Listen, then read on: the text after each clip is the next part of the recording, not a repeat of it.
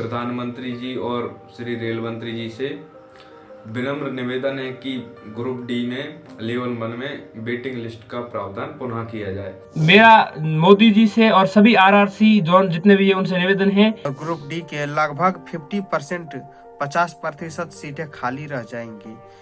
कि रेलवे में वेटिंग के रूल को क्यों खत्म किया गया। किसी को घर से निकलते ही मिल गई मंजिल, कोई हमारी तरह उम्र भर सफर में रहा। ये स्टूडेंट्स का मन इस वक्त बोल रहा है, और जहां सफर की बात हो वहां भारतीय रेलवे की बात ना हो, ऐसा भला कैसे हो सकता है।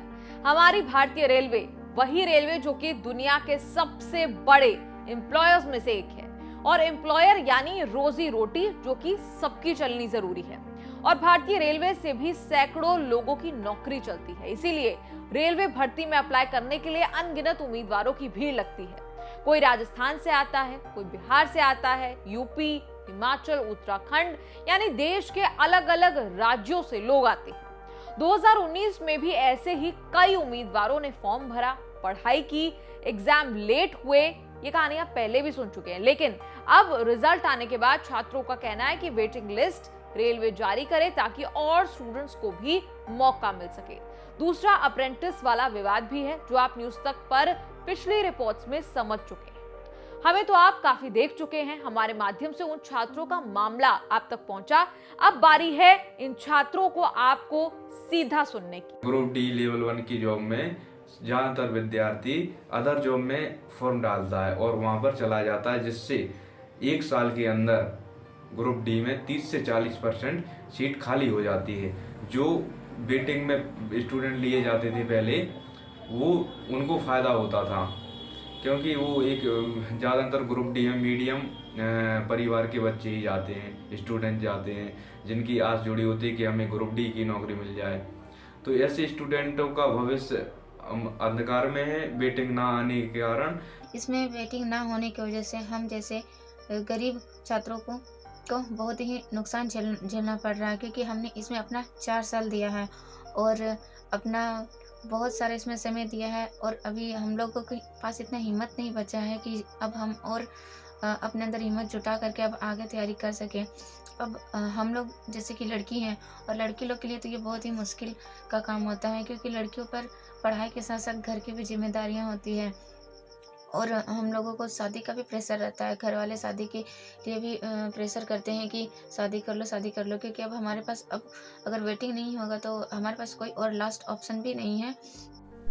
मेरा नाम प्रकाश कुमार सिंह है। मैं रेलवे ग्रुप डी का छात्र हूं। 2019 में मैंने रेलवे ग्रुप डी का फॉर्म भरा था। आज 2023 हो गया है। पूरी प्रक्रिया अभी तक पूरी नहीं की गई है। हमारा डिमांड बस इतना है कि हमें 1.5x वेटिंग दिया जाए, क्योंकि मैक्सिमम ग्रुप डी के बच्चे एनटीपीसी में भी सिलेक्टेड हैं। जैसे ही उन्हें एनटीपीसी का कॉल लेटर मिलेगा, वो ग्रुप डी का जॉब छोड़ देंगे, और 1 साल के अंदर ही आधी पोस्ट खाली रह जाएंगी ग्रुप डी की। इसलिए हमारा निवेदन रेलवे मिनिस्टर जी से है कि स्टूडेंट की प्रॉब्लम को समझे और हमें 1.5x वेटिंग दिया जाए।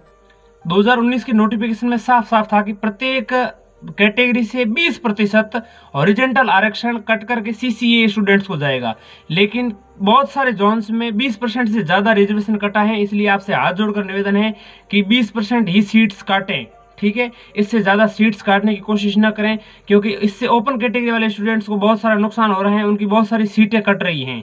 स्टूडेंट 4 साल से तैयारी कर रहे थे, उन्हें मतलब पॉइंट में 1 नंबर से जो रह गए, उनका कुछ नहीं हुआ। और अगर वेटिंग होता जैसे 1.5 गुना या 2 गुना डीवी होता, तो उनका भी हो जाता, जो 4 साल से मेहनत कर रहा था। क्योंकि परिस्थितियां भी कुछ आ जाती हैं कि 4 साल के बाद अब वो तैयारी भी ना कर पाए। कुछ स्टूडेंट की तो एज निकल चुकी है।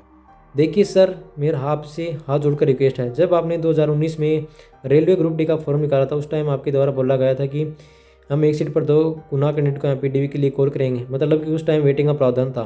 लेकिन बाद में क्या हुआ, लगभग 3 साल 10 दिन बाद आपने कोर्जेंडम निकाला और वेटिंग का प्रावधान बिल्कुल ख़त्म कर दिया, मतलब वेटिंग ख़त्म कर दिया आपने। आपके द्वारा बोला गया कि हम केवल 1 सीट पर 1 कैंडिडेट को एमपीडीवी के लिए कॉल करेंगे। तो देखिए सर, ये हमारे साथ कैसा न्याय कर रहे हो आप हमें सजा दे रहे हो। आप हमें इस बात का सजा दे रहे हो कि हम लोगों ने क्या ग्रुप डी का फॉर्म अप्लाई किया, गलती हमारा ही है कि हमने ग्रुप डी का फॉर्म अप्लाई किया। हमारी रेल मंत्री से हाथ जोड़कर यही अपील है कि दोबारा से वेटिंग लिस्ट का प्रावधान लागू किया जाए, जिससे कि सभी का भला हो सके। सभी छात्र जो वैकेंट सीट रहेंगी 40 से 50% बाद में 6 महीने 7 महीने बाद उन पर वही छात्र फाइट कर सकें, सभी के घर में नौकरी हो सके, इससे सबका भला होगा। रेलवे ग्रुप डी का फॉर्म वही बच्चे अप्लाई करते हैं जो मध्यम से भी नीचे वर्ग के होते हैं। और जब नोटिफिकेशन आई थी 2019 में तो उसमें बताया गया था पैरा नंबर 14.3 में कि नंबर ऑफ सीट का 2 गुना डीबी करवाएंगे, जो कि ये 2003 साल 10 दिन बाद इन्होंने एक कोरिजेंडम लाए और उस कोरिजेंडम में 1:1 में डीबी करवाने की बात कहे। मतलब कि पूरा का जितना भी बेटिंग था वो बेटिंग ख़त्म कर दी वहाँ पर। और हम लोग 4 साल कठिन परिश्रम करने के बाद हम ये नहीं चाहते हैं कि हमारा जो ये वैकेंसी का जो सीट है ये किसी और को मिले, ठीक है। ये हम 4 साल में परिश्रम किए हैं तो ये हमें ही मिले। इस वैकेंसी को शॉर्टफॉल होने से बचाइए और इस वैकेंसी का सीट हमें ही दिया जाए। 5 साल तैयारी करने के बाद जब ये मुकाम हासिल आया था ग्रुप डी का, उसमें भी पॉइंटों से रह गए। आपने बीच में बेटिंग हटा दिया, ये कौन सा न्याय है हमारे साथ। उसके बाद ये आपने सीसीए का रिजर्वेशन आपने गलत किया है, ऐसा मत करिए।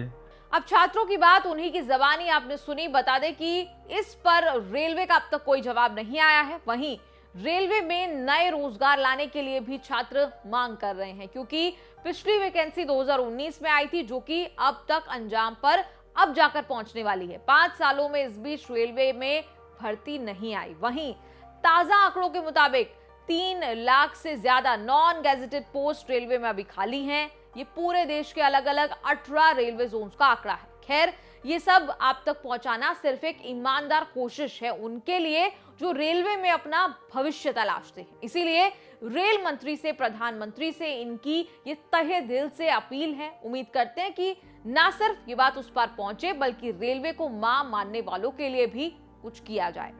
आपका इस पर क्या है कहना, कमेंट्स में लिखकर जरूर बताएं और देखते रहिए न्यूज़ तक।